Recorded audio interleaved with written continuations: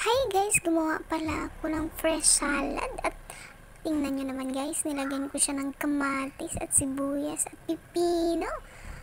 Ang sarap tingnan at ayan nga, nilagyan ko na ng mayonnaise. Spicy flavor po yan para may sipa.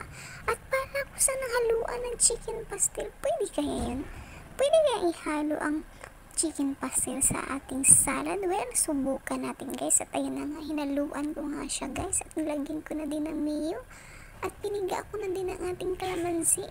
I-mix lang natin to guys. At ayan na nga, na-mix na ang ating salad. Tingnan nyo naman guys, napakaganda ng kulay. Ang sarap na talaga niyang kainin. At ayan na nga, sinubukan ko na nga. Susubukan natin kung pwede ba ang chicken pastel sa salad. Tingnan nyo naman guys, masarap na siya.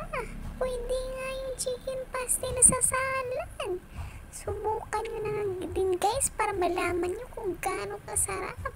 At kung wala naman kayong chicken pastel, pwede naman yung tuna, yung nasa lata, pwede din yun. Pero subukan nyo pa rin itong chicken pastel. Masarap pala guys, subukan nyo lang.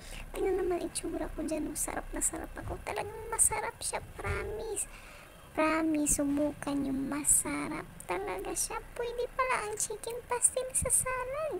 Tingnan naman yung itsura ko dyan guys. Tingnan, kahit hindi naman kasya sa bunganga, talagang pinapasok dahil ang sarap talaga. Pwede pala.